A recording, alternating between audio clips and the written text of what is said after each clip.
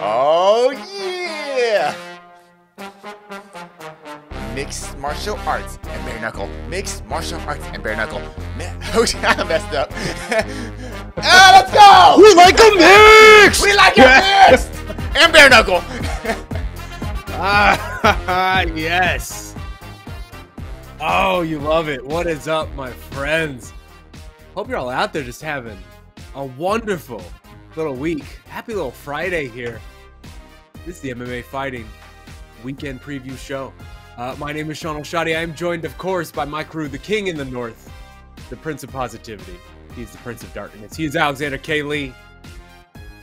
And, of course, the Legal Eagle. The man with the best damn mane in MMA media. He is your friend and mine, Jed Meshew. Hi, guys. And of course, the best producer in the business, we have to mention him, the undefeated E.K.C. Layton. He is man of the ones and twos. Let's get into it, fellas. What a weird weekend we have in front of us. I am so ready for it. We'll just start. I mean, there's UFC, of course. Bantamweights this Saturday. Song Yadong, Ricky Simone. It's a perfectly fine fight. I actually think I quite like that fight a lot. I think there's a good chance we're going to learn a lot about both men. But you take a whole look at that card. UFC Vegas 72. Card's not UFC 200, I'll tell you that. Not exactly a blockbuster table setter for the big pay-per-view next week. So we'll get into that later, because first we have to start with the circus, don't we? How can we not? BKFC this weekend? I feel like I would have heard. This feels like a fight circusy type of fight, if nothing else. BKFC 41 this Saturday. The most expensive pay-per-view in BKFC history. It's got that $49.99 price tag for a reason. Familiar names up and down this card. It's basically an MMA event, but with the bare knuckle boxing. And really, no one fight this week has captured the imagination quite like the one at the top of this card. Mike Perry versus Luke Rockhold, a fight I never once ever thought I would say out loud. Former UFC welterweight brawler versus the former UFC middleweight champ. What can you say about this one? I've got to say, Jed, one of my favorite types of matchmaking, thought about this week as we've talked about this fight, is the fight that you never really, for 1 second in your life, thought about, the fight that you never once considered to even be the faintest possibility in your mind, and then it's just kind of dropped on you. And once it is, it should have been in your life the whole time. That, to me, is what Perry versus Rockhold is. These two just make magic together. Their dynamic is hilarious. The lead up to this whole thing has been really fun. So I'll put it to you straight, Jed. Is this the most interesting fight of the weekend? Yeah, it's not even close. It's not even close, obviously. And this is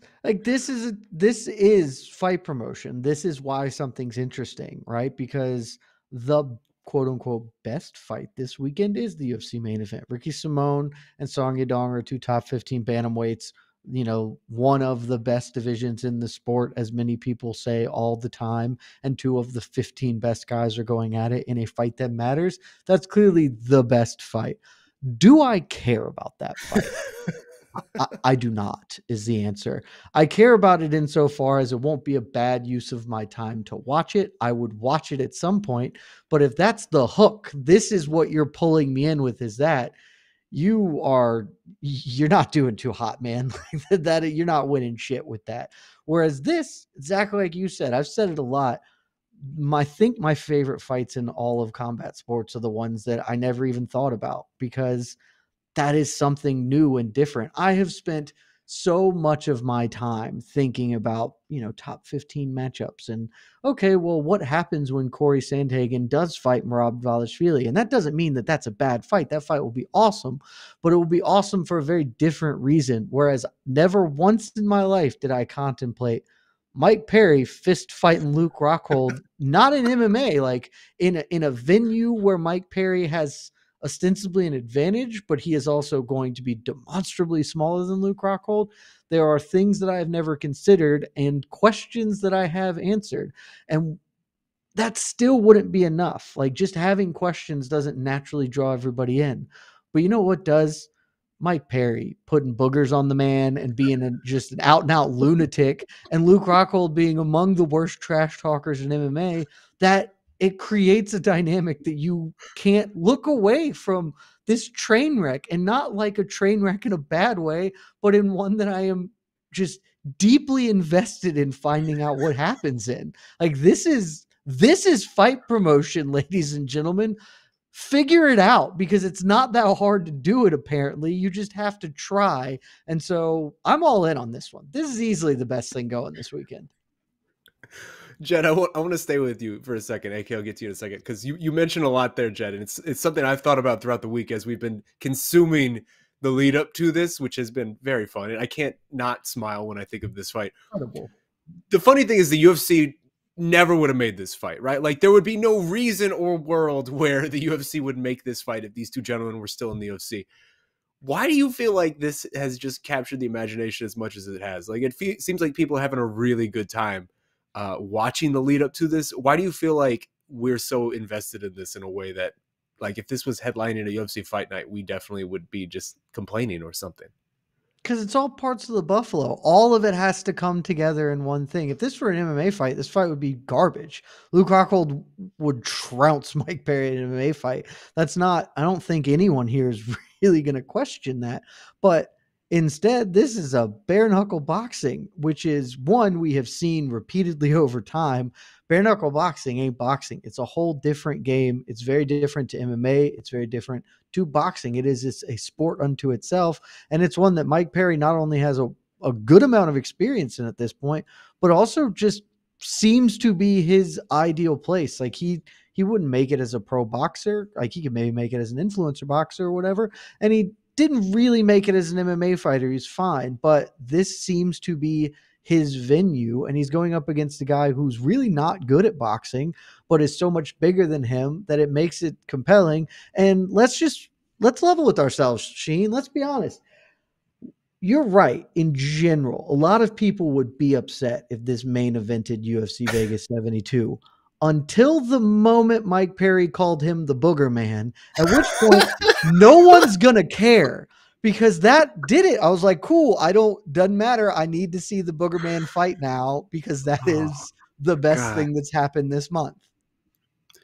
You're the Booger Man now! Exclamation You're the point. Booger Man now is the quote of the year. Up to peak of my journalistic career is writing that headline. You're the Booger Man now on Wednesday. Viewers and listeners, I want this to be known. A peek behind the curtains. When Shaheen was pitching the headline for the Booger Man article, he pitched a couple of them. The Booger Man was the one he ultimately went with. All of us were like, the Booger Man's the funniest one. It's probably not the one you should go with. And yet, this man stayed true to his soul, and we're all better for it. You got to live your best life. You got to live your truth, Jed. I'm living my truth. AK, you've been known to rate a card or two, right? You're pretty good at it. Perry Rockhold, Mendes-Alvarez, Big Ben Rothwell, all like 290 pounds of him coming at you with these bare fists. How you rating this offering BKFC is giving us on Saturday? The disrespect of Chris Camozzi. Don't forget about Chris Camozzi. You got Chris Camozzi in there. You got Beck Rollins, Christine Jacare's nemesis. Yeah. I would love to see them fight a third time in bare knuckle. That is the way to go. I reserve 9 and above usually for UFC cards, and I'm going to do that here too. I'm not inclined. I don't think this event is going to be like a 9 and above means we're talking about one of the best events of the year, potentially one of the best events of in recent memory. That's what happens when you have an event that's like a 9 or above on the degree of difficulty scale and it nails it. I don't know if this quite has that potential, but it is absurdly high, I think, and considerably higher than I'll rate the UFC Vegas 72 card as far as potential entertainment value. I mean, we're in the 8.7, 8.8 range. Maybe I'm being too optimistic or putting too much pressure on the card. But the top 4, again, is just 4 outstanding matchups. If Chris Camozzi, you want to throw him in there, fine. Just because he's also, him and Dan Spahn have that sort of the former, MMA fighter, UFC fighter connections. I legend Brandon Gertz too. Come on. Listen. Oh, Brandon Gertz. Listen, I confess I don't know a lot about some of these other if they didn't fight in MMA, I'm probably not that familiar with some of these people. So again, I'm just being optimistic that BKFC will bring its usual brand of craziness. But this main event, to quote Neo from the soundtrack to the classic Disney film, The Princess and the Frog, as you all know it. You're the best thing I never knew I needed. Know that. You're the best thing I never knew I needed. I was gonna sing it, but I don't want us to get sued. I don't want us to have to run this video past all kinds of scans and stuff that might get it taken down. Look up that song; it's a classic. The movie made like I don't know $10 to box office, but anyway, you're the best thing I never knew I needed. That's what I say to this matchup because I'm not a Mike Perry fan by any stretch. I'm indifferent, I guess, towards Luke Rockhold. And as you guys have said, if any of us had suggested this during their UFC careers, we would have kicked off the staff. It wouldn't have even been a funny take. It would have been like a what are you talking about? Like get out, like go leave, like leave. And it's, even today, if you said this fight was happening in MMA, we'd be like, why? But BKFC is a place where dreams happen. Jed, you are. Oh, actually, I'll ask you after Jed. But I was asked about this a bunch of times. I took over hosting duties for Heck of a Morning this week with our beloved Mike Heck, my best friend, on a well-deserved vacation. And every episode, someone was asking about the fight, and I had to kind of find new ways to talk about it. But like the best way to mention is like this is a fight that can only happen and only make sense in BKFC. I would even argue that somewhat like the co-main. Like I don't know how people want to see Mendes-Alvarez in an MMA bout at this point. It's still a cool matchup. You could put it on a card somewhere, someone will watch it. But for some reason, making it bare knuckle now something I'm really interested. It goes beyond just like, oh cool, Mendes and Alvarez are fighting. And it goes into, man, I want to see how a bare knuckle fight between Mendes and Alvarez goes. And again, I had never really thought about matching these two up in MMA, but in bare knuckle, it's wonderful. This is how combat sports is supposed to be. It's supposed to be fun. So regardless of how you feel about bare knuckle and maybe like some of the personalities that they bring on, and some of the people they hire, some questionable signings, the very idea of it is so strong. It's so strong and it's so fun. And we're getting like one of the purest forms of it on Saturday with this main event coming in for Freya Rawlings. Ben Rothwell's in there. It's really good stuff. So two things I want to say. There's a poll up there, guys. Please vote in the poll. What main event are you tuning in for? I see a lot of people saying, why didn't you put both? No, pick a side. This is a culture war. There's no fence sitting here. There's no fence sitting. If you could only watch one. Fortunately, I think the events are kind of staggered, so you should be able to watch both main events if you plan to. But if you could only watch one, which one is it? Song versus Simone, UFC Vegas 72, or Perry Rockhold, BKFC 41? Perry Rockhold firmly in the lead right now, 64%. 64%, and I don't expect that to change. What are you 36% of people doing? What is this? You're not better than us. You're not better than us. Jed, I know that in your heart, that's what you are clicking the UFC. You're thinking, I'm better than these Philistines. You're not. You're in the same muck with us. Don't pretend that garbage is better than Perry Rockhold. It is not. It is not. It's nonsense. Jed, you are the unanimous poll. You're the unofficial, well, I say the official fantasy president of BKFC. For anyone who missed it, please, I know the NFL draft just happened, but if you still got a little draft buzz going, make sure you go and check our MMA fighting fantasy draft. Second annual, I've done it the second time. Or first annual? How does that work? You say annual? Anyway, second annual. This would be the first annual. There you go. This would be the second annual. Second annual. I thought annuals when you celebrate like after one happened already. It's not a birthday. Annual just means it happens every year. Not a birthday. Second annual MMA draft. We did 35 picks this time, 7 rounds, and Jed was in charge of the BKFC, had the #1 overall pick, made some outstanding picks. But I want to ask him, is this something you would have booked? I mean, theoretically, they're on your roster anyway. Does this fit the Jed Meshew BKFC modus operandi? Eddie Alvarez, Chad Mendes, I definitely would have booked. I wouldn't have booked Mike Perry, Luke Rockhold because it honestly just would not have occurred to me to do it. It wouldn't have crossed your mind. Does not mean it's bad. I think it's great. My brain never would have clicked those. I'd have been like, okay, well, like Luke Rockhold can probably fight Ben Rothwell or whatever. That won't go well for him, but that I just wouldn't have ever been like, oh, Mike Perry, let's rock this one. And that's partly why this is compelling. I'm super into it. And you're not better than me. I'm just saying, people out there who are Jed, being like, please, oh, no one UFC, is saying that. not. No, Jed, every single no person who clicked the UFC main event is saying that in their heart of hearts. I know the people, AK, they all believe it, and it's just not true. Another question, anyone can answer this. Will we hear a Boogerman chant during the fight if it goes past, a round? Let's say it's a little bit, it's competitive and it goes in the but first back center. God, it would be Boogerman. the best. If Colorado can do anything and pull through for us on this, please, anybody out here who's watching from Broomfield, who's planning to go to this fight, please, for your pal Shaun, aka Jed, do this for us. We don't ask for much. Just do this for us. We want a Booger Man chant. We need a Booger Man chant. Is Mike Perry going to come out to "I'm Your Boogeyman"? Because that would also just be great. Be a huge fan of Lil Casey and the Sunshine Band, Mike Perry. But I need it like tweaked. I need like a remix version with the R in there. I'm your Booger Man. I need something. A little remix.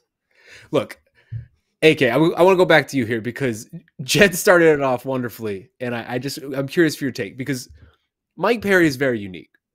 Some would say there is no man more suited for bare knuckle boxing than this man ever in the history of the world, in the history of humanity. There has never been another person who is more suited for bare knuckle boxing. And part of me wants to, I don't know if brilliant is the right word because I don't think it's brilliant, but it's his unique zest for life that has really brought out this hilarious side of Luke Rockhold because Jed mentioned it. Every time these two are going at it, you want so badly for Luke to be able to get there, and it looks like he has something, and then he just can't really ever land the plane. I've enjoyed the dynamic between them so much. We've learned so much about them. Luke Rockhold, man who does his own laundry, man who makes his own bed. Just all of it. Mike Perry, big One Direction fan. AK, have you enjoyed the lead up between these two as much as I have? The dynamic they've been given. Yeah. More so than I ever thought I would. When you tell me these two are matched up, I'm like, gosh, these pre-fight interviews and trash talkers are going to be dreadful. But you kind of end up with the right mix here. You're talking about their dynamic. It's pretty high school. It's like a pretty high school dynamic in a fun way. Like Luke Rockhold is, of course, it is. He's the classic jock, the guy he's always, he's been so accomplished and he's a good looking guy. He's never really had to develop a compelling personality, if that's fair to say. He's the dim jock. You can't say it because you're too nice. He's the dim jock. I did not say that. But he's, he like you said, he's confident speaking in public, has no problem with it. But he's just rarely says anything. Like he's rarely able to punctuate his thoughts with that. Just like, ooh, that's a home run quote. That's a headline quote. Like he just. But it always seems like it. It always seems like he's on the precipice. He's getting there. Like he's right there, and then it just can't land. And he wants to. That's the thing. He's not like so cool that like, he's not nailing it because he doesn't want to. He wants to. You can tell he wants to have that quote. He wants to be that guy who was like, yeah, I'm a good talker too. Like I do all this stuff, and I'm hot on the mic. And it's like you're really not. Mike Perry doesn't care. Mike Perry doesn't strike me as someone who's like, oh yeah, I'm trying really hard. Like, listen, people find him entertaining, but I feel like he's not trying. I never feel like Mike Perry is like, yeah, I'm really trying to impress people. I'm really trying to be funny. He's very matter of fact. There's certainly a Diaz-y quality in there. Not the same kind of personality, but definitely that kind of, yeah. Oh, he's not even trying, man. He's not even trying. That's what makes it so appealing. I think that's a lot of what people like about Mike Perry, mixed in with quite a bit of weirdness. There's just that weirdness about him, that some odd turns of phrases. And then so you mix the high school weirdo with the high school jock, and somehow you get magic.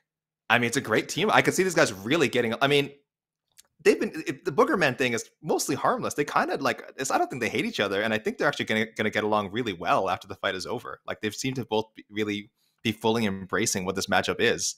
And that's to all of our benefit. I love it. I absolutely love it. Jed, you host a wonderful program on the MMA Fighting Podcast Network. Great network. Called No Bets Barred. You once lost your entire bank account to Valentina Shevchenko on air live for all of our wonderful audience. Robbery is what that was. You're all in. She wasn't out on this gambling thing. You look at the odds for this one. It's almost like unfathomable. Are there odds?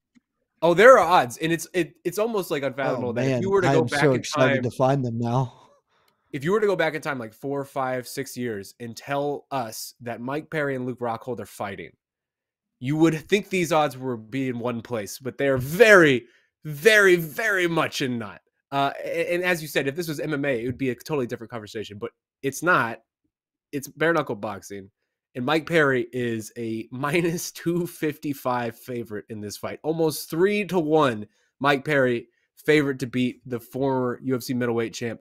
Luke Rockhold, savage grappler, fearsome kickboxer, plus 250 underdog to Mike Perry in a punching match. Does that line feel right? And also just like if I could add to that question, in a strange way, is this hilarious that that's where this line's sitting, considering what we once thought about both these two men? I would clarify that he's a fearsome kicker, not a fearsome kickboxer, because he's bad at the boxing part of it. Which totally makes sense that the odds are are here for me, because like it won't shock me if he wins. He's much bigger than Mike Perry, but Mike Perry. Let me answer your question, Sheen, with a question of my own. Of these two men, as AK would say, who do you think has that dog in them?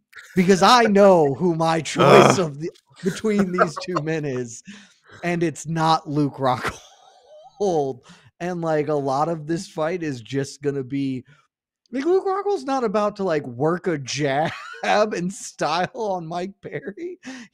This is just gonna be a fist fight, and those come down to who's got that dog in them. And it's very clearly Mike Perry is the one who has that here. So I think these odds are spot on. It's part of what makes this hilarious and compelling.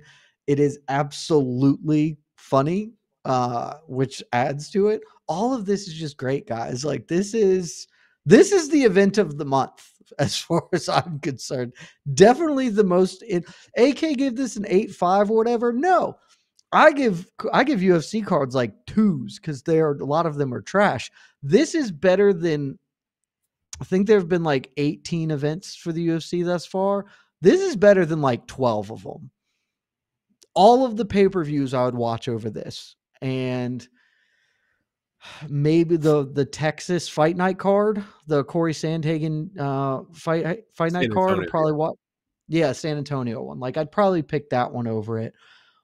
And if you added up all of the good fights from all of the other Apex and Fight Night cards together, maybe that collectively would be better than this. But there are at most 6 UFC events that have been more compelling. And so if you're here because you just want to watch the show, like you're just part of the carnival, which we all should be at this point in time. You're not like one of the lunatics who thinks MMA is a meritocracy or whatever. Then this is the best thing that's happened all month and one of the best things that's happened all year. And I'm so excited about it. AK, I mean, how do you break this one down? Like, do your best to make this seem like a real legitimate thing. Like, what are you looking at when you're looking at this matchup? Who you picking? I have to be like the boxing commentators on Kingpin Boxing who are like, oh yeah, they're watching like two untrained ladies with a combined 42 million Instagram followers throwing terrible left hooks and going like, wow, the accuracy and the stamina and the toughness. This is a real contest here. Do I have to do that? That's funny. I think that you should do that. Like this is in the middle ground. Influencer boxing is so bad that it's just far more enjoyable to treat it like it's real. This is good enough where you should just dismiss it entirely and treat it like the Gong show that it is.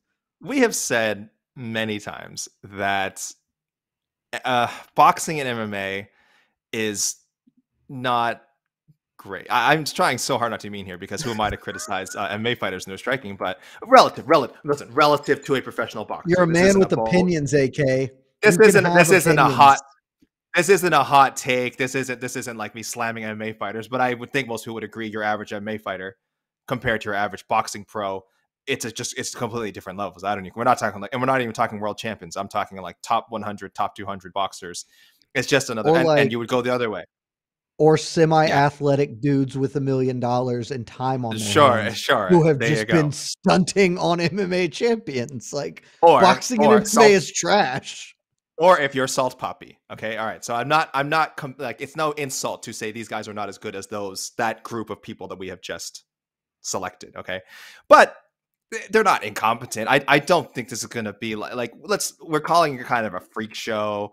We're kind of calling like, again, a fight you just wouldn't see in literally any other promotion, which again is a feature, not a bug. That's a great thing. But these guys know what they're doing. It's bare knuckle. It's a little unfamiliar to Luke, a lot unfamiliar to Luke Rockhold. But the guy, I have a lot of faith. Like, as much as I was making fun of him before, the guy's been around the game. He's been around a lot of great fighters. He's been around all kinds of different styles. He knows what he's doing. I don't think it's out of the question that he can outbox Mike Perry. That's certainly not the pick that I'm making. But before we have a laugh at Luke Rockhold, a guy who has been on the wrong end of some highlight reel knockouts in MMA. All right, it's happened. I'm aware of that. Before we completely go all in and say that, yeah, this is a huge mistake for him, and everyone's just having a laugh, and he's gonna get KO'd, and things gonna go viral.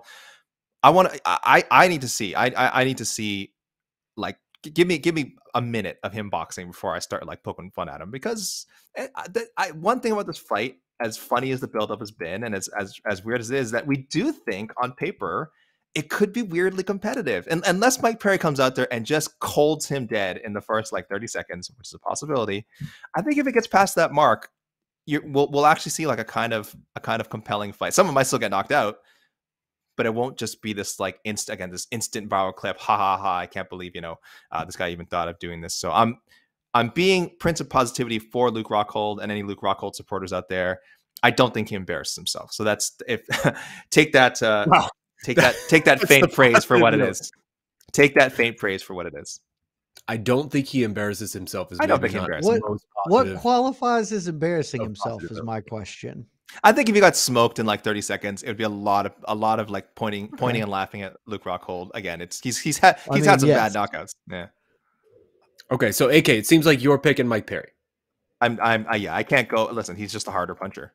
I'm not saying the harder puncher always wins in bare knuckle, but it's a pretty good bet in this case. So yeah, Mike Perry for me. I think I do want to be fair to Luke Rockhold, because I know we're on here, we're having fun, it's just whatever. But Luke Rockhold has been in fights where he has shown that he very much does have that dog in him. Like, obviously, we talk about his chin, we talk about some of the knockout losses stuff, but like that Paulo Costa fight, a lot of dudes would have lost that fight a lot earlier than Luke Rockhold and not made it to the bell. And in the way he was even in the end of it, just smearing the blood and all that. Like, this man is no wimp. Like, he's out there. He is gonna try to get into it as much as possible with Mike Perry, and that's, to me, is what makes this so compelling, is because the last time we saw Luke Rockhold, he was very much showing us that he has that dog in him. But it's just, as we said, like, Mike Perry is the sole human invented for this sport. Like, he is so lucky, and we are so lucky that he is living in a time where this sport exists, because 10 years ago, 15 years ago, he would not have had a chance to come over here and do this. And I think Mike Perry is probably more popular and successful now than he ever was in his MMA career over at BKFC. Jed, that being said, where are you going with this? I would like to clarify a thing you said. You said that Luke Rockhold has had fights where he's shown that he's had the Paulo Costa one. And I'm not here to discredit. That was one of my favorite fights of last year. I voted for it for fight of the year. You cowards didn't. I don't know. You guys thought other fights were better than that, because I got to be honest with you. The only downside to this event this weekend is that was like the most emotionally affecting fight of 2022. And it was like a really fitting end for Luke Rockhold, because I don't think he didn't go down to Paulo Costa because he has that dog in him or whatever. Like, I guess it is tangentially, but it's not the same way that Mike Perry is just going to be that for his whole life, because that is intrinsic to who he is. That was Luke Rockhold understanding where he stood in his career and saying no, and fighting valiantly against the fading of the light. And he couldn't do it. And that's why it was so compelling, is watching a man struggle in futility was a shockingly compelling bit of theater that I frankly didn't think Luke Rockhold was capable of. I don't think he has that in him again, because I don't know that anyone can produce that sort of an emotional heft when they are fist fighting somebody. And particularly in this matchup, I don't think it's going to matter. Like, I'm not saying Mike Perry is going to go and ice him with one shot, because Mike Perry's not that big of a hitter. It's bare knuckle anyway. So like, you get fewer of those just from the nature of the beast. But Luke Rockhold doesn't have the technique to really kind of stick and move or outlast Perry. And Perry is just going to bring the fight to him. And that is, he will make it an issue of one of them quitting. And this is not an MVP who can bounce around and avoid. This is just going to be a collision. And if the two of these dudes are colliding, eventually Rockhold is the one who will break. I don't necessarily think he will give a good accounting of himself, or it won't be shameful, but I just don't think he's got it in him to win this sort of a contest. You know what's interesting? So Mike Perry has not knocked anyone out in bare knuckle yet, right? All decision wins, Yeah, I believe. I don't think so. He doesn't have a knockout since it looks like 2017. Alex Yeah, Reyes knee, I think. Okay. He's not a really big knockout Yeah. artist in general. No. He On is the other just- hand, he's a though, scrapper. on the other hand, Luke Rockhold, before the Costa loss, the decision loss, and excluding that Polaris grappling thing he did a few years ago, do you know the last time that he went to a decision David again Branch. before Paulo Costa? He went to a decision. No, he finished him. Yeah. Last time he No, went. he last time finished last time David went to Branch. I thought you decision. were gonna say, Yeah. I thought you were gonna say finish it. Jacare? After Tim Kennedy. that, but you're in the right. Tim Kennedy. Tim Kennedy. Almost 11 years ago. He has not gone to the scorecards in an MMA fight in almost 11 years. I've pulled this up. You wanna clarify what that means here, though? He kicked the gut out of Costa Philippou. He Kimura Tim Boach in one of the most dynamic bits of offense I've ever seen. He knocked out and submitted Michael Bisping. Lyoto Machida tapped. Chris Weidman, just an obliteration, like one of the most dominant stretches of fighting I've ever seen. Dave Branch, a fight he wasn't doing well in, and then got there. Like he hadn't been knocking him out with the mitts. No. There's none of that in there. If this were kickboxing, if this were bare knuckle kickboxing, Luke Rockhold wins. If he is allowed to kick him, wins for sure. He's not, and so he's screwed. And ultimately, I think that's where I'm at with this too, because I understand the narratives around Luke, but I think a lot of that is colored by obviously like dude was going against some of the best in the world, like getting knocked out by Jan Blachowicz and things like that. Like I'm not going to fault you for that if you're Luke Rockhold. But the thing is, like, if this fight was taking place before the MVP fight, if we had not seen Mike Perry actually go in there and beat someone who I think is ostensibly, just subjectively, like a better boxer than him, but just almost like out tough his way past MVP, that to me colored the way I look at Mike Perry and bare knuckle now. Where like you said, Jed, if this was an MMA fight, if this was kickboxing, if this was Muay Thai, if this was anything, I'm favoring Luke Rockhold. This is just Mike Perry's arena, and I think there's going to be a real acclimating, like getting like awareness type of issue in the first few rounds of this, of just like, oh, this is so vastly different than anything I've ever done. If you're Luke, right? And Mike's just been in here. He's been through the trenches. He's done this at this point. It's hard for me to not see Mike Perry winning what I think is going to be a very competitive back and forth fight, but ultimately I can see him taking a decision. And I think that's where I'm landing with it. I need a Rockhold by knockout prop. Is it out there? Is it out there, guy? I'm just curious. I wouldn't bet it. I want to know. I still don't even see where the lines are. So, what would you put it at? What would you put Rockhold by knockout at, Jed? What's he at right now? Plus like 240 or something? Is that like plus 215? Plus 215. Dude, Mike Perry has like been knocked out like maybe once. At plus 650. Maybe higher. Yeah, that makes sense. I like that. I would bet on that if I saw it, actually. Mike Perry got knocked out by Jeff Neal, right? And like that's it. Yeah. Also, looking back on that, good for Jeff Neal. But he's fought some dudes who can crack, and this is his arena. And I don't know, Luke Rockhold's like shins don't hold up to kicking. I have no idea how his hands are going to hold up to punching somebody without padding on. Like it seems incredibly unlikely that Luke Rockhold gets a knockout here. Well, let's move on because we got a lot left to get to. This co-main event, another one of the fights, honestly, like I mentioned at the top, where it's just that matchmaking you love, where something is in front of you that you never considered at any point in your life, and it just kind of drops there, and it's calling your name all of a sudden. 3-time UFC featherweight title challenger Chad Mendes. He's coming back, sophomore appearance in BKFC ring. And he's welcoming, greeting, meeting the debuting Eddie Alvarez, former UFC Bellator lightweight champ, the Underground King. We know all about these guys. Easily, to me, this is the biggest coin flip fight of the whole weekend. So let's start with you, Jed. I mean, Mendes-Alvarez. Do you love it? You hate it? You intrigued? Where you at with this one? Solid. This is a fight that you could do in MMA. If this wasn't BKFC, if this was PFL, and they set this, it'd be like, that would still be the exact same thing we've been talking about, right?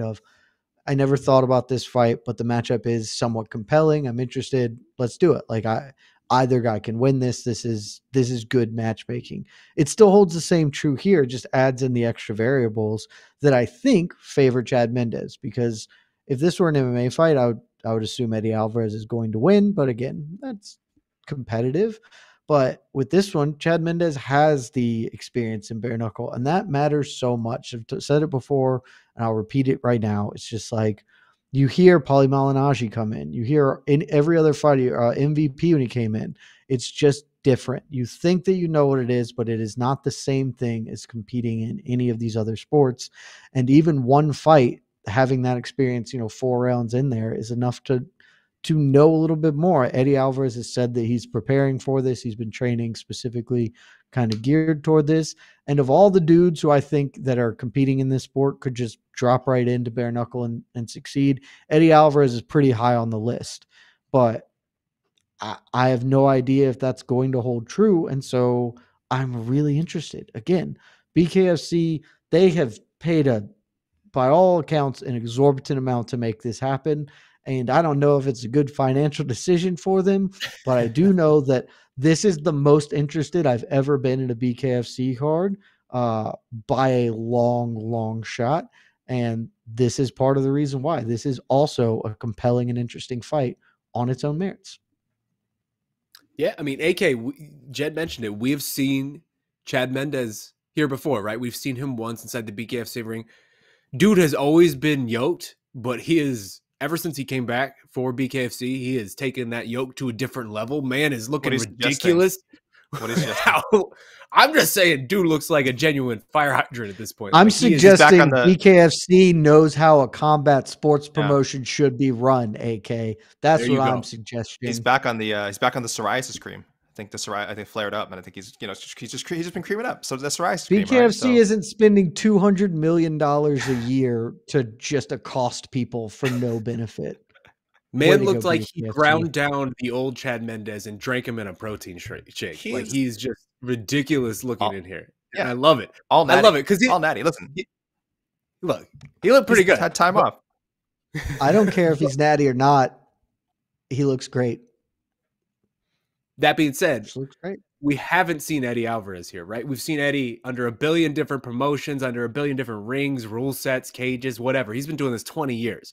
But we've never seen him in boxing, and we've especially never seen him in something like this. AK, what are you expecting, I guess, from Eddie from this endeavor? And do you like it? Do you like this move for him? I love it. I think he's going to be friggin' incredible because much like the aforementioned Salt Poppy, I think Eddie Alvarez has more bare knuckle experience than we think. This is the underground king, guys. You don't think he's ever been in a bare knuckle fight in his life before? Maybe nothing sanctioned. Oh yeah, that wouldn't surprise me. It wouldn't surprise me. He's out there, during his early MMA career before MMA, is getting into bare knuckle scraps for $50 in a hot dog. Like, I think it's entirely possible that this is not. I should add, I have not been keeping up with any Eddie Alvarez pre-fight interviews. So if he has been saying like, "Oh, I've never done this before," then one, I apologize, and two, I also kind of don't believe him. I think there's bodies out there, is what I'm saying. I think there's bodies out there telling a story that ran into a young Eddie Alvarez, 20 some years ago on the wrong day, and sometimes bare knuckle shit just happens when you're on the streets. So yeah, it's his first official sanctioned bare knuckle fight, but this is nothing new to him, man. This guy has seen it all. This guy's seen it all against all kinds of different opponents. I know we didn't really ask for a pick, but I'm picking Eddie Alvarez all the way. I don't think he's going to look. I understand the point about you don't really know what bare knuckle is until you are doing it. I get it. That's what it is with any combat sport, I assume. But I think either I'm right and he's had unsanctioned bare knuckle fights before, and it'd be like riding a bike again, or the amalgamation of his experiences will be enough for him to, like, within the first whatever minute of trading bare knuckle shots, just being like, yeah, I'm home. This is what I do. I fight. I've been fighting for the better part of my adult life, in all kinds of different scenarios, all kinds of different opponents, different venues. This is just what he does. He's a fighter, and I expect him to be like absolutely fantastic on Saturday. And I'm picking him to win a knockout or like a comfortable decision. Yeah, you're telling me that 23, 24-year-old Eddie Alvarez on the Philly streets, just full of piss and vinegar at 2 a.m. That man's not getting in all sorts of street fights. Come on, man. Come on. It's This a ain't whole his world of first difference between fighting some Philly yokel and Chad fucking Mendes. So Chad Mendes on the extra vitamins is not the same as fighting some dude in Pennsylvania who's drunk. It's not the same. Hey, they make them tough out there in Philly. They make them tough. I mean, Jed, Yeah. AK's already given his prediction. I'll get yours in a second, but what's your biggest question heading into this matchup? Dude, it's all questions. Yeah, I was going to say no. I think I really wonder, and I know Chad Mendes already came back and had that successful BKFC debut, but I still wonder if there is that part of him that has that one foot out the door. I understand, wanting to leave MMA competition and sort of, get out of that UFC contract so he could explore other things and focus on his own business. He runs a successful, like hunting gear or something like that. So there's a lot of reasons he didn't want to fight, but I do think there's that part of him too. Yeah, I do think there's that part of him too that is like, he came back, he did BKFC, he's getting a nice payday, probably whatever his contract is. And that to me is somewhat concerning because look, Eddie, I guess he hasn't fought in a while, right? But not because he doesn't want to. He was never retired. It's just this guy has been an active fighter for, again, so long.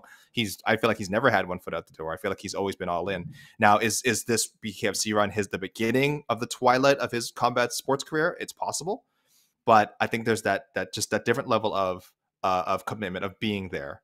I know it sounds weird again because Chad Mendes has fought bare knuckle. Eddie Alvarez hasn't. I get it. But I wonder if Chad Mendes was maybe satisfied by that first win, and also now getting this I would call it a legends fight with Eddie Alvarez. Well, I think Eddie is just a little bit. And guys, I'm not going to say anything about anyone having any dogs in them, right? It's just not happening. We need to get off that phrase. It's just so overdone. But I think there's a little bit of that hunger in Eddie that still needs to prove that he can be I guess a champion. I assume they'll have him compete for some sort of belt at some point. That he can still be a champion in combat sports, whether it's in bare knuckle or in MMA. Jed, what do you think? I mean, it's a great read on the fight. It's not exactly the one I share, because part of my biggest question is, how will Eddie Alvarez look? He hasn't fought in a while, and this is an entirely new venture. And so I largely think he'll be fine. He's got that dog in him, AK. He is not going to shy away from the fight that's coming at him. But also, Eddie Alvarez is old, man. And I know Chad Mendes isn't like young, but there's a world of difference in fight years. I mean, Eddie's been fighting for 20 years, like 20 years of fist fighting, the toughest competition all around the world. It just catches up to, like, it just adds up. The mileage is so vast on him. And coming into a new, incredibly brutal venture, because that's the thing. BKFC, I think, probably is safer than MMA, just because bare knuckle boxing is in general going to be a safer endeavor than other forms of combat sport. But it is undeniably more brutal in the short-term periods. And so we're talking about a dude who's almost 40, has been fighting for over half of his life. And he's coming up against a guy who is a little bit more experienced in this particular venue, who hits real hard, who very likely is getting some extra help, which I ain't knocking the man for it, just putting it out there. That's a lot of concern for a guy like Eddie Alvarez, who he is not going to get in there and quit. I am unsure how much his body is going to let him continue to do this. So I hope we just get a barn burner. They just come in, they just sit toe to toe and scrap, because I know Eddie wants to retire with an MMA fight, at least one more in the United States. And I hope he will get that opportunity. And so mostly I'm just hoping everybody comes out of here okay, but that we get something really, really special, because I think this has much more of an opportunity to be a fight of the year-ish kind of contender than the main event does. So just reading into it, it sounds like you're picking Chad, though. For sure. Picking Chad. Eddie's old. Yeah. I mean, Chad's only 30. Chad's 37. Eddie's 39. But as you said, the fight years is just, it's fight years, not age years. Yeah. I think I see it the same. Ultimately, I'm going with Chad as well. But I think this is going to be super fun. I think this is going to be ultra competitive, ultra fun, and just as you said, like a fight of the year type of almost environment between these two. I can see almost a split decision, Chad Mendes taking it. But I'm so compelled by it. I can't wait for this. The top two here is so good. And really, as we said, lots more on this BKFC card. Christine Ferreira defending her flyweight belt against Beck Rollins, UFC and Bellator vet. Big Ben Rothwell chucking hands with Huggy Bear, Josh Copeland out there. You got Chris Camozzi, you got Brandon Gertz. Just a lot of names MMA fans probably recognize if they've been around. But really, really quickly, well, let's pivot over to UFC because there is a UFC card as well. We mentioned at the top. Not the greatest card. AK, just very quick. What's your rating for Vegas 72 here? How would you rate this? Yeah, degree of difficulty. You so harshly. No, I mean, listen. Degree of difficulty means best case scenario. But this is in the gymnast equivalent. This is approaching the pommel horse thing. What's the thing where they jump anyway and do the flip? You're approaching. It's like a vault. Thank you, the vaults. And they're going. And you're just trying to do maybe a couple of flips and just nail the landing. That's it. This is a low wattage card. Expectations should be very, very, very tempered. It's only 11 fights. And I'll be honest with you, we had a couple of weight misses, which does sometimes lead to cancellations on fight day. So I hope everyone's okay, but this could lead to a 10 fight card by the time fight night rolls around, which I have a feeling a lot of people might not have a problem with this weekend. But yeah, it's like a 7.4, 7.3, probably even lower, 7.2, which is, let's say everything goes perfectly and it's a 7.4 out of 7.4. You probably had an okay time watching it. You probably don't regret it. Then you tune into BKFC right after, catch the main event of that. You got yourself a good night. So there's fights on here worth talking about for sure. And fantastic main event. It's a great, great, great main event. Well, I mean, let's talk about that main event briefly. Jed, Ricky Simone, Song Yadong. So as you said, he's generous. He's a generous man. He's the prince of positivity. This is another bantamweight showcase, as you said. One of the better divisions in the sport, probably second best division in the sport. Song Yadong out here, coming in here, headlining his second straight show. Last one was Corey Sandhagen. Didn't go his way, broke a long win streak. Ricky Simone, he's on the other side. He's winning 5 straight. Back-to-back highlight reels over half Yellow Sunsound. Jack Shore his last time out. Thoughts on this matchup? What do you feel like it means for the bantamweight division at large, and who do you think has more to gain here? Like, what are the stakes that you see here at play? It's a very good matchup. It means nothing, and that's the problem with it. It means that one of these guys is slightly higher up the top 15 rankings than the other. I'm just pulled up the UFCs to see. So the UFC currently has Ricky Simone at number 10, and they have Song at number 8. So the winner of this will be number 8 in the bantamweight rankings. That doesn't mean nothing, but it kind of means nothing because it's bantamweight, and bantamweight already has a bit of a logjam at the top in the title conversation. The winner of this is not a win away from competing. They are generously 2 wins away from a title shot, and particularly if it's Song Yadong, they are 3 wins away from getting a title shot. So we are really talking about not climbing the ladder, but just trying to get on the ladder. And that's the problem with this as the main event. On the merits, it's a good fight.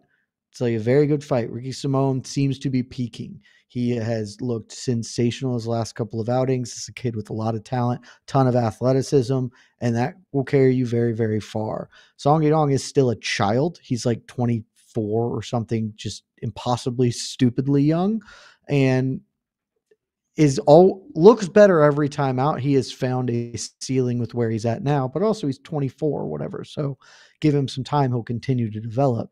It's a good, fun fight. And if you're just looking at, I got nothing to do on Saturday, I would like to be entertained for 15 minutes to 25. Fire it up. It's great. It's perfect for you. This means nothing overall to the division, or about as little as possible as it is to mean, while still meaning anything at all. And so we're not going to come out of this being like, oh, hell yeah, Ricky Simone is a future title challenger. It's like, well, Ricky Simone maybe gets to fight, Rob Font next. Like it's just such a long road to hoe in this particular weight class. And that's why it's tough to get up for this fight. Not Jed, I'm sorry. AK, do you see it the same as Jed? I mean, it seems like he's maybe not super high on what this all means for the winner of this fight, the stakes. Where do you feel like the winner goes? I know exactly from where this this matchup? winner goes. And who do you Save have? it for, Who do you have save it winning for on to this? the next Who is one, that Jed. winner? Save it for on to the next one this Sunday, please. I need you. I just need you to realized save who it. exactly what's at stake this weekend. So AK, I'm please not go. quite. Yeah, I'm not quite as pessimistic about it, I guess. But I mean, the facts are: look, this wasn't even supposed to be a main event.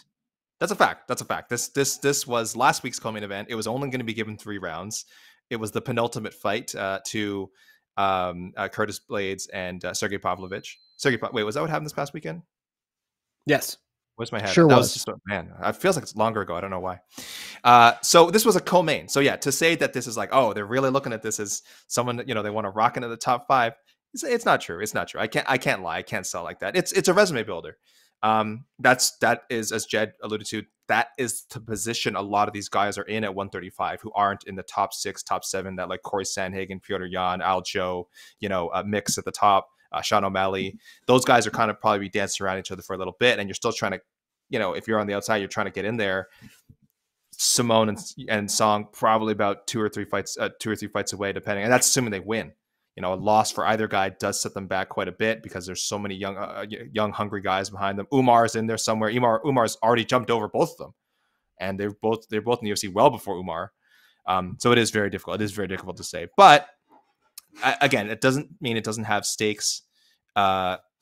You're just having to tread water, and that's not like, I know I'm not selling this fight in a really attractive way, but no, but at 135, like this is a fight like I don't want to make it sound like the fight is not memorable, and the result, like this is a fight that when or if one of these guys does become a contender or challenges for the world title, you will look back on this. You will look back on this one. You might not remember the rest of the card.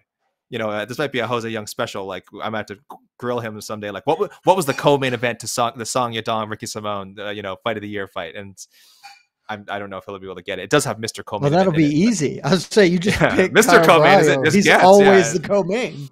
Yeah. Easy so win. In that sense, I do think it's an important fight. I do think, and especially for Ricky Simone, I think Ricky Simone, because he's on this win streak, because he hasn't. I think he's still viewed as a little more fresh, even though he has stumbled against some top guys in the past. He has a Raw Font loss. He has that very unfortunate Uriah Faber loss a while ago. But he's streaking in the right direction, and he's not as far away. Like Song Yadong, I don't know how many wins he is away because they've kind of already given him these big fights. They're like, oh, okay, he can't beat Corey Sandhagen. So that puts this like ceiling on him. Ricky Simone, the Rob Font fight was a while enough ago that I think his ceiling is sort of back climbing again, his possible ceiling, and a big performance against Song could push up real quick. So yeah, no one's getting a title shot right away. No one's getting a top 5 point out of this, but there's importance to it. So who you got? I like Simone. I think Simone's, again, maybe I'm going with the trending fighter. I've done that many times in the past. I've been wrong many times in the past. Just going with the guys on a win streak. I love Song Yadong. Power puncher plus athlete. Both guys are pretty good athletes. I give Song maybe the slight edge there. Ricky, I think, is a bit better at mixing the martial arts, and I think a little bit better defensively, which I think will matter a lot in this fight, especially when you're dealing with Song Yadong, because again, he hits so hard, maybe one of the hardest hitters at 135. So taking all that into account, I'll go Simone by decision in a really compelling 5-rounder. What do you think, Jed? I think I realized what this fight is for, and it's very unfortunate because this is one of those fights that you would like to lose, because the winner is going to unfortunately win the Umar Nurmagomedov sweepstakes, and that is not a fight that they want, but they are just going to be press ganged into taking it because nobody else will fight Umar apparently, and they will be in a position in the UFC's rankings to be like, yeah, okay, Ricky, you won. You want to make a charge with your 6 fight win streak? Well, you got to beat this guy. And if you can beat Umar, then we'll give you a top 5 guy, and maybe you can get a title fight that way. The winner of this is getting Umar. So lose. Unfortunately for Song Yadong, I think he's going to lose. I think AK and I have a slightly different read. I think Song is a plus athlete. I think Ricky Simone is an A plus athlete. I think he is not like one of the best athletes in the sport, but you go back and watch the Jack Shore fight. Jack Shore is not a great athlete, but the difference between the two of them was stark. They were not competing in the same sport that night because Ricky Simone is a good athlete, and that plus his grappling ability, I think that the ability to mix the martial arts, score takedowns repeatedly, and kind of force Song into deeper waters. I favor Ricky also by decision. I mean, Song Yadong is incredibly tough. There's no quitting him. He did not want to quit the Corey Sandhagen fight. It was stopped for him. So I don't think Ricky Simone's going to get him out of there. But I do think this will be 48-47, 49-46 Simone. I could see that. Well, you really kind of sold me. I'm not going to lie with the Zumar thing. To me, that makes this fight more compelling. I almost wish that was the tagline of this fight is winner is going to get Umar, because then I'm all in on it. Because either of those matchups is frankly, that's perfect. I'll go Song. I'll lean Song. I think this is a very, very competitive fight. I could see it being a very back and forth fight. I'll go Song by decision. I don't feel great about it, but I've just been very high on him for a long time. And as you said, Jed, he's very young. He's like deceptively young, where you wouldn't expect him to be as young as he is. And I think maybe he learned something from that Corey Sandhagen fight. But we'll see. We'll definitely see. You look up and down this card. Again, I don't know what else to say. Mr. Cola headliner. 25. Mr. Who, Song? Yeah. It's crazy. It's crazy, man.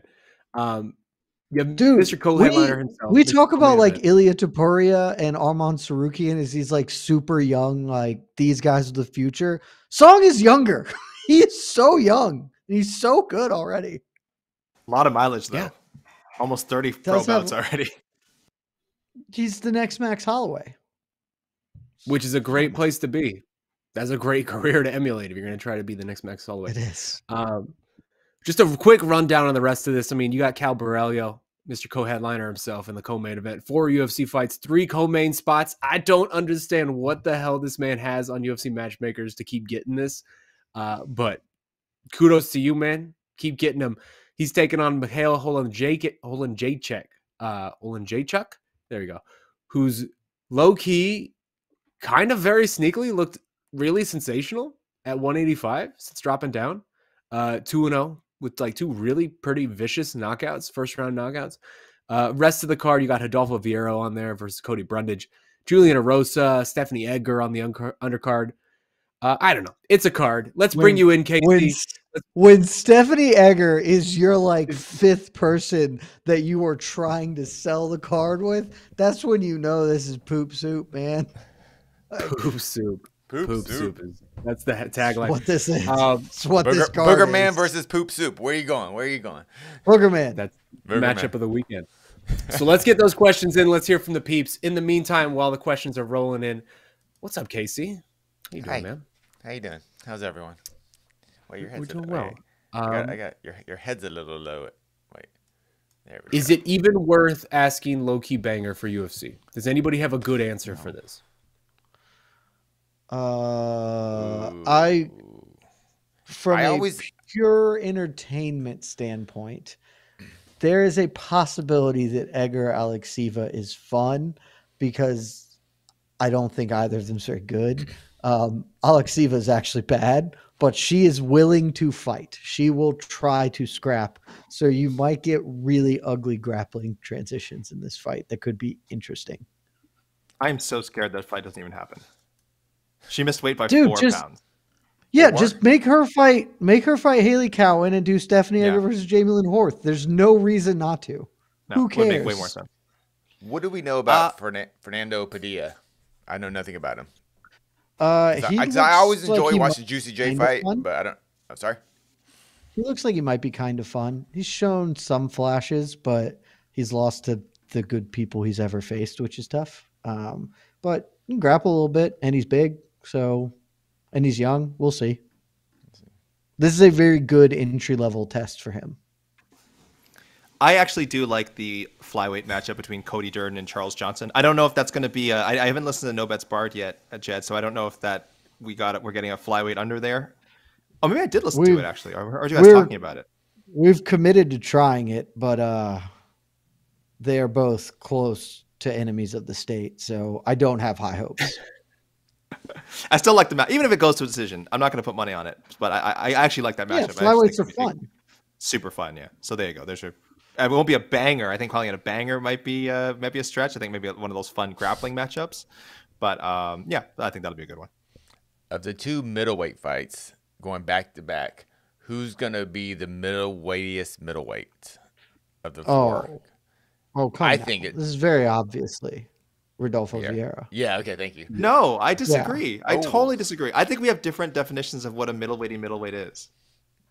Well, I mean, I don't think any of these four gentlemen would qualify. But if you're telling me to Io is getting there. He never finishes anyone. He's for a guy who fights in the UFC, you gotta have some time. But for a guy who keeps getting main event fights, it's like usually you think it's like, oh, because he's a super exciting guy. Like he's not finishing people, and these are good opponents. Like, these are good opponents. Winning, yeah. He's winning too much though. Like, you can't keep winning and be a middleweight guy. Is okay. You gotta win them and lose. I agree. You gotta have the alternate. I agree. But I think for me, Rodolfo, his identity is too distinct, and he's too good at actually doing what he's supposed to do. Except for we saw some, the Anthony Except for the times when he can't do. Except for times when he can't. But otherwise, I don't know. He finishes a lot of fights. It's the finishing for me. Like I like to see my middleweight go to decisions a lot. That's like it's not a requirement. I feel like a specialist can't be super middleweighty, right? Like middleweighty means you're good at everything, but not really great at anything. Yeah. Or you're great at something on paper, and like Eric Anders. Eric Anders is always talking about like how great his like jiu-jitsu is, and also he's theoretically like has an athletic advantage over like the other middleweights, but you just never get that feeling in any of his fights. You wouldn't know he was a former high-level Division I football player. You wouldn't know he's like supposedly a good grappler because he's like literally never grappled in any of his fights. That to me is a lovely middleweight, a guy who like has skills and physical gifts, and just for some reason has never put them together in his fights at all. It's Krzysztof Jotko is middleweighty. That's it. Yes. It's just think 100%. Of Krzysztof Jotko, and of these four people, actually Cody Brundage is probably the most likely to be. I was gonna say but I don't really like Cody Brundage, whereas I like middleweighties. So I'm going Vieira because when he gasses, it's funny. Oh, I love it when he's so tired. He tries so hard. It's the best. And this is. Yeah. He can like kind of box, like not really, but it's clear that he trains how to strike. Like he doesn't make bad decisions on the feet. He just simply cannot fight past 7 minutes. And there's some power there. He's a huge MFer. Like he is. Listen, we talked about Chad Mendes being back on the Chad Mendes program. He's on the Chad. Yeah, he lended him his cream. It's his skin condition. It's legitimate. Well, Casey, what are the people saying? Let's he has the physique of a high-level grappler. All right. What we got here? You ever looked at we got? All right. Oops. Ooh, too small. Hold on. No, God, no. This one's coming from our good friend Joseph Boza, who says, could Ricky Simone be 1 or 2 fights away from a title shot? If he wins, he's entering tomorrow on a 5-fight win streak. I think we all agree probably no. Not even close. This bantamweight division is so muddled and sort of he's stuck. He's closer to 4 fights away than he is to 1. And also the point that I would add on to that and support your case is, dude, there's a very real world where next week Henry Cejudo wins this title, and then we just do not see this title defended anytime soon, or maybe defended against Sean O'Malley and then held in stasis for like another year after that. While he hunts Volkanovski. Yeah, I've been saying that since day one. He's going to fight Sean O'Malley, and then instead of retiring like a dipshit because you lose whatever minimal leverage you have when you retire, he's going to stay, and he's going to make the UFC take the belt from him until they let him fight Volkanovski. 1,000% what's going to happen. Well, it's going to be awesome and terrible. What's the perfect scenario and the quickest scenario for Ricky Simone to actually get a title shot? It's Aljo winning. That's good. And then Aljo fighting Shaun, and then going up in weight, vacating the belt, Merab and somebody else taking it, and then it's going to be like an open season sort of at the top to try to compete in that. That's the scenario. So Simone wins tomorrow in impressive fashion. He beats Umar in impressive fashion.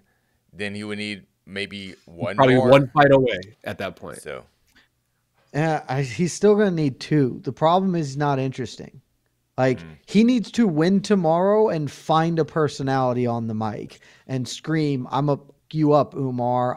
You say nobody will fight you. I'll be that dude. Let's if go." If he actively and calls out Umar and like does that way, then that's a shortcut. Because I think Umar that's the may only not way be he highly shortcuts ranked, but at that all. would be a very quick way to raise in everybody's esteem in that case. Yeah, because I think that's the only play he has here. Because if he comes out and is like, "I want to fight Piotr Jan," or "I want to rematch Rob Font," no, it's not going to happen for him. So he's just got to swallow the pill, try and be interesting. Then he has to beat Umar and also use that to be like, okay, now I want to fight Merab or whoever, a top 5 dude. And if he is interesting and gets 2 wins, then maybe he can find himself in a title. Like that is the only path to get there within 3 fights, including tomorrow's fight.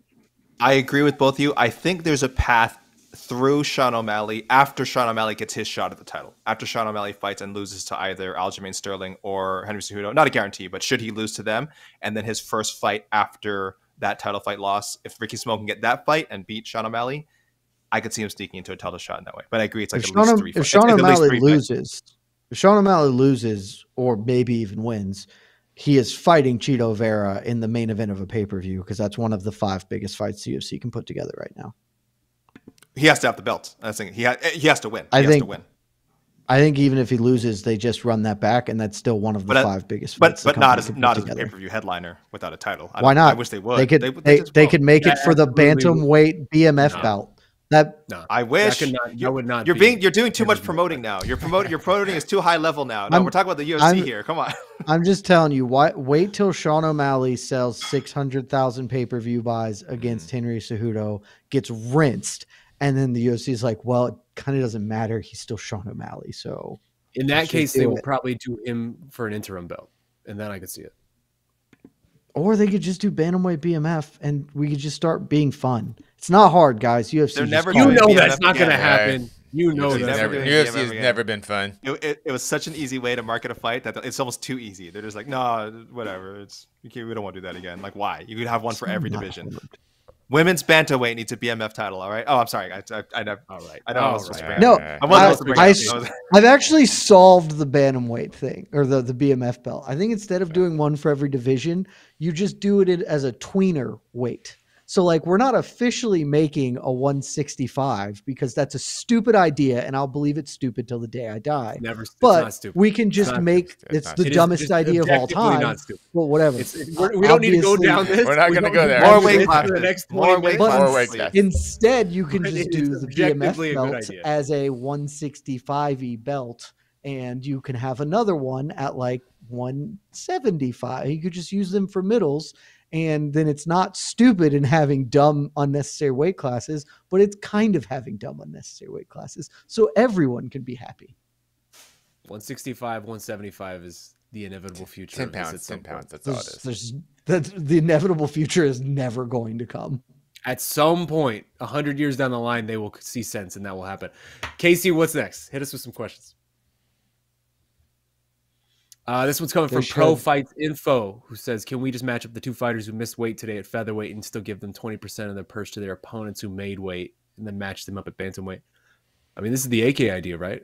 Yeah, of course. Of course, it makes a lot. The only thing that's unfair is you're preparing for a certain opponent, right? You're preparing for a certain opponent, and I don't know. I don't know how in depth that gets that you can't like switch who you're fighting, but it is a bit of an ask. But yeah, it'd be so cool if they just did that. One woman who weighs in 140 fights someone who weighs in 137.5, and then the 2 women who made weight fight each other.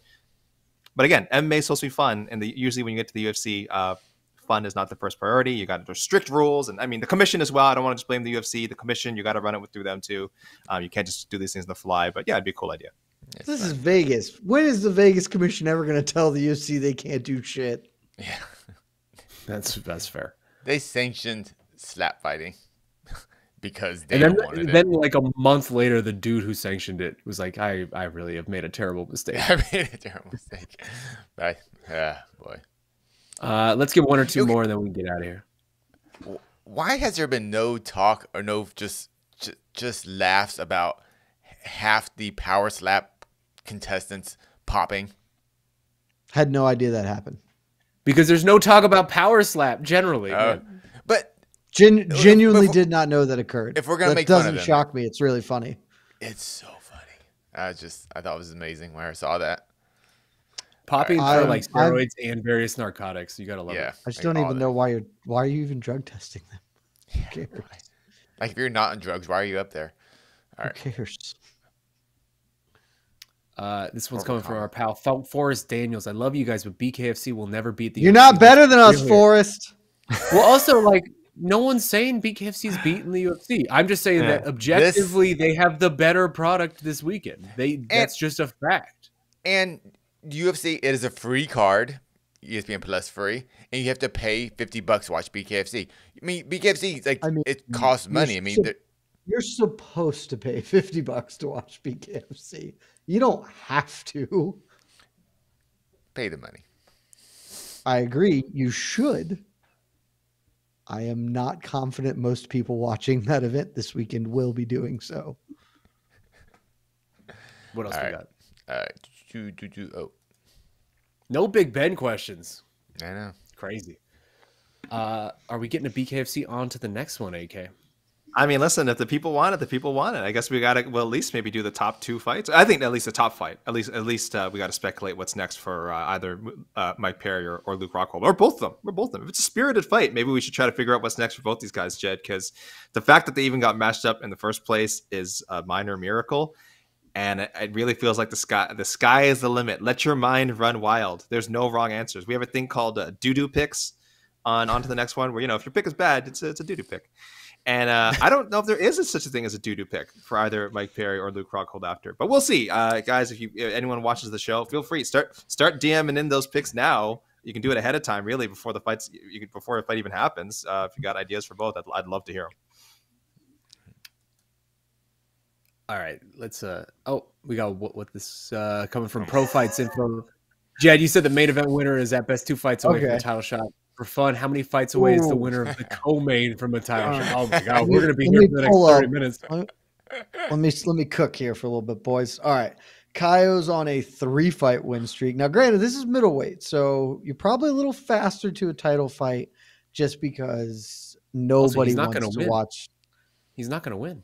I mean, either guys, dude. I'm talking. Or Jacek's gonna win this fight. Maybe, sure, could totally happen. Doesn't matter. Either of them are more interesting than watching Robert Whittaker get tuned up again. So it's not a lot. It's pretty easy to make your way through middleweight. So let's assume the winner of this is going to. They still won't be ranked. I'm pulling up the UFC's rankings, but the winner of this is going to get a ranked opponent. So it feels like they'll probably get like Chris Curtis. That seems around the zone at what they'd be cooking through, because they're just always going to make Chris Curtis gatekeep the top 15. So the winner of this probably gets Chris Curtis. Maybe they could get Brendan Allen or something like that. So they got to beat Chris Curtis. Really tall order. Would not pick either man to do it, but let's just say they beat Chris Curtis. You beat Chris Curtis. If you're Kyle Borralho, then you're on a 5-fight win streak, and maybe the UFC clearly sees something in you because you're Mr. Co-Main. So they might give Kyle a bit of a bump up to like a Jack Hermanson level. Then from that, if you beat Hermanson, you're probably not getting a huge drop up. Strickland, 5. I think you're 5 away if you're Borralho, and you probably 5 or 6 away if you're Oleksiejczuk. It's tough road.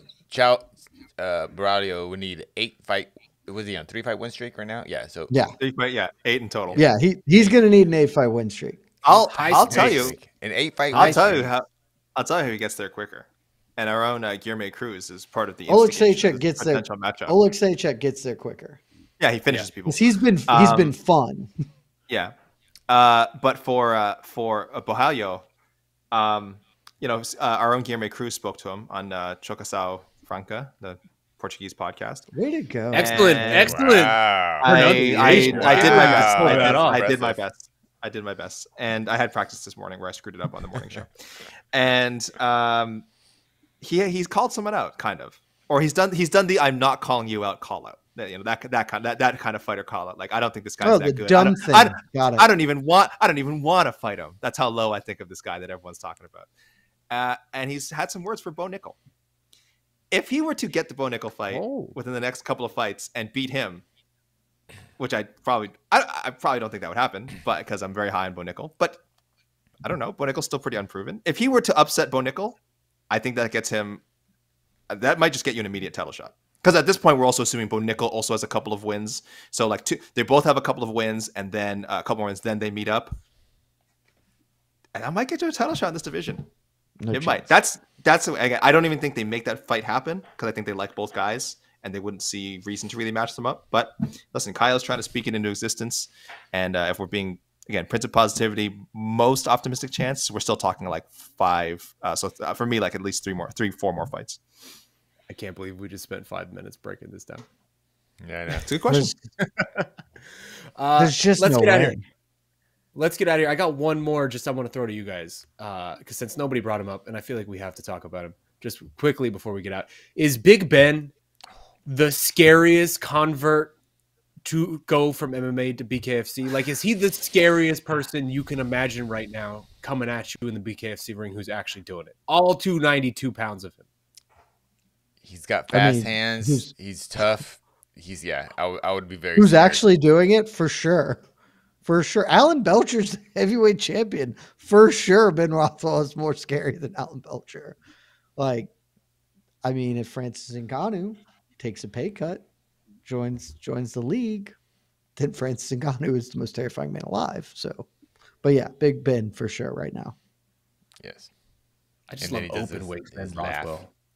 Yeah, coming at you. He's all hairy. He's just gonna knock you out and then like just cackle over your fallen body. It's just spectacular. And do his little shuffle. Remember he shuffle. God, yeah. It will forever be a crime that UFC did not capitalize on the Big Ben run when it happened because he would have been the most fun title challenger in that exact moment when all that was going on. Dude like choked out Josh Barnett. Like that is such an incredible feather in his cap, like thing to say on the resume of just front choking out Josh Barnett with that goal. 5 fingers, babe. Speaking of that, 5 fingers. During a team practice and Josh was running team wrestling practice and Josh was running it.